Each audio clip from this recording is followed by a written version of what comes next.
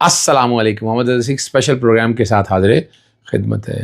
اور اب مارچ اپنے اختتامی مراحل کی طرف، اس طرح روزے بھی اپنے اختتامی مراحل کی طرف چل رہے ہیں۔ رمضان ہے، شیطان بند ہے، لیکن ظلم و ستم جاری ہے رب کی مخلوق پر۔ ہمیں خیر الناس میں ینفع الناس پر یقین رکھنا ہے۔ بہترین انسان وہ جسے دوسروں کو نفع ہو، لیکن یہاں کیا ہو رہا ہے؟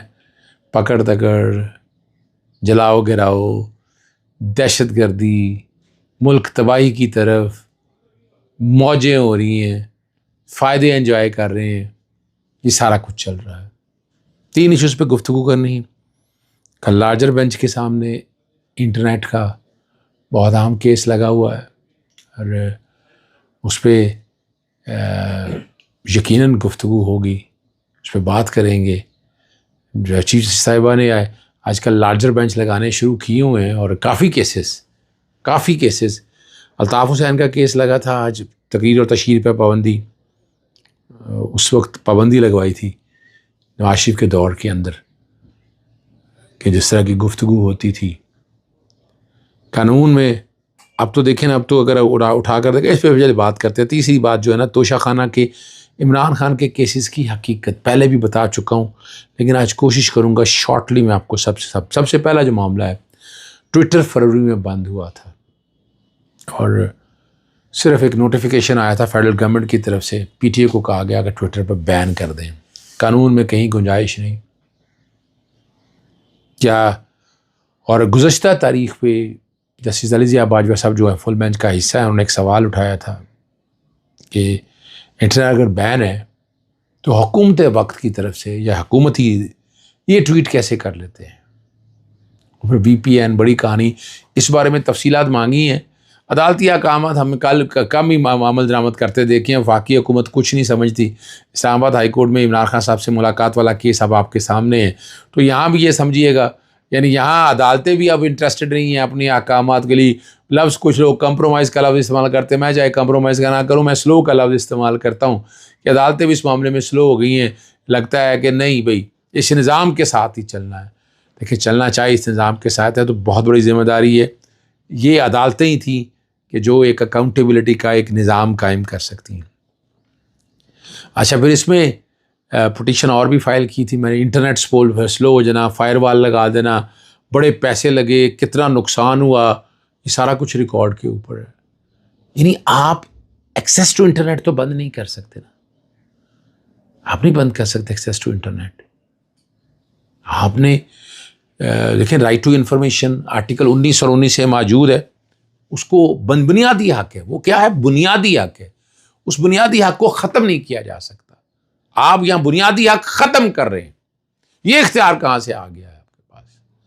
ایک کیس چل رہا تھا یہ والا جسٹس چودھری اقبال صاحب کے پاس، وہ بھی لارجر بینچ کے سامنے آ گیا ہے۔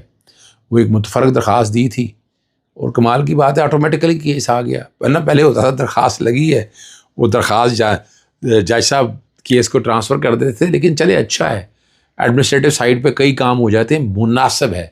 دوسرا جو ایشو ہے، الطاف حسین کی پابندی پہ کچھ 6-7 درخواستیں لگی تھیں سردار آفتاب اقبال برق پہ۔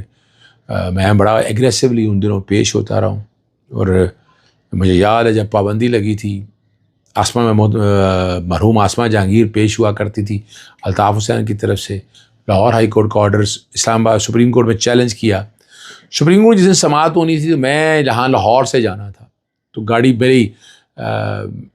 میں آیا میں، تو میرا ایک ایسوسیٹ یہاں تھے، میرا ڈرائیور یہیں ہوتا تھا، گاڑی میں گھر سے چلا کے آتا تھا۔ تو یہاں پر جب میں یہاں دفتر پہنچا تو قدرت کا نظام ہے کہ 5 منٹ میں لیٹ ہو گیا، اور اس کے بعد کیا ہوا جناب، 2 موٹر سائیکلوں پہ 4 لوگ آٹومیٹک گنوں کے ساتھ میرا منتظر رہے۔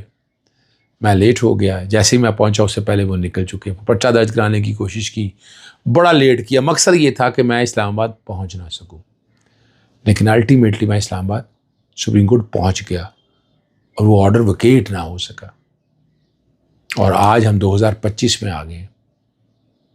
مگر آج احساس ہوتا ہے کہ یہ غلط کیا میں نے۔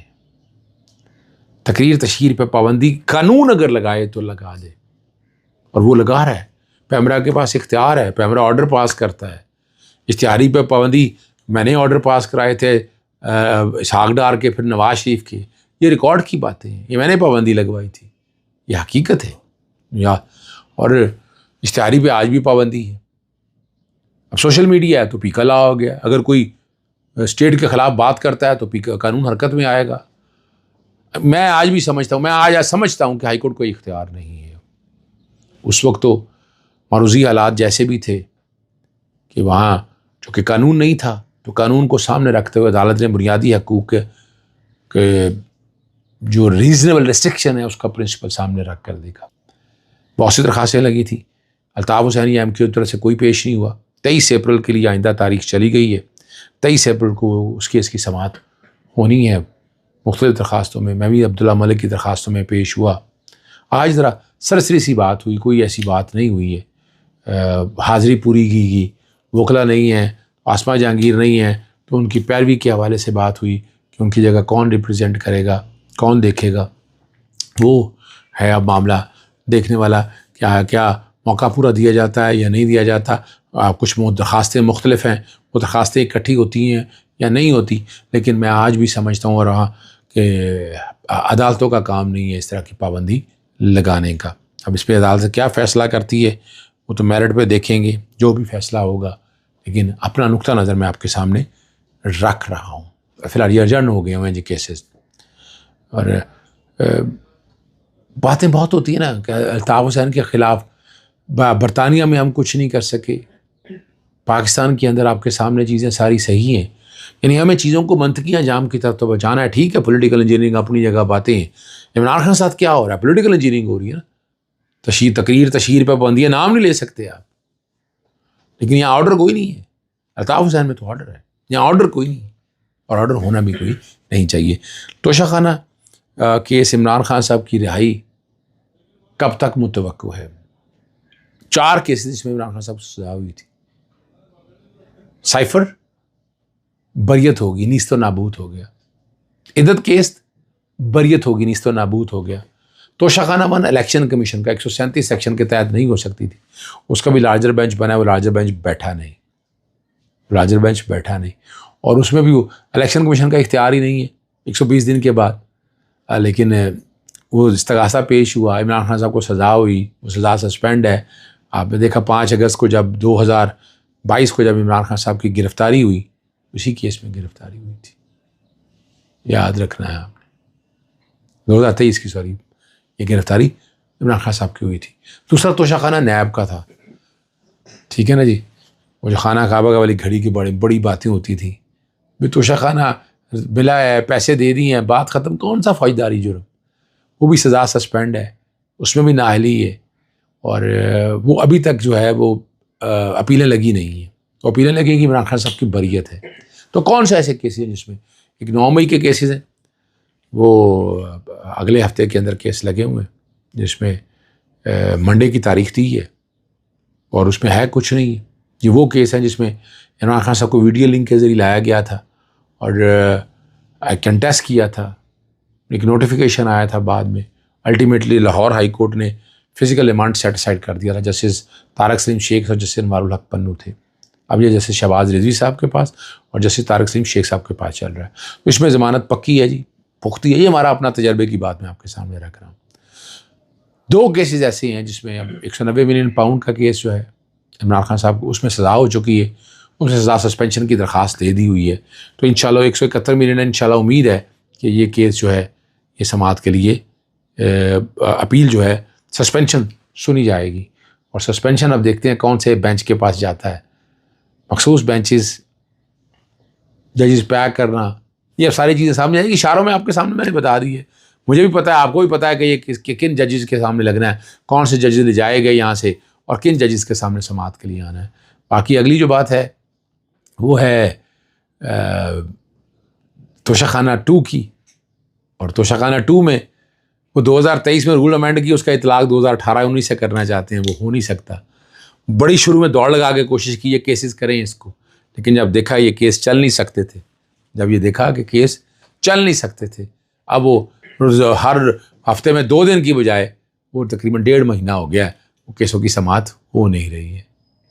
جی یہ آپ کے سامنے میں رکھ رہا ہوں.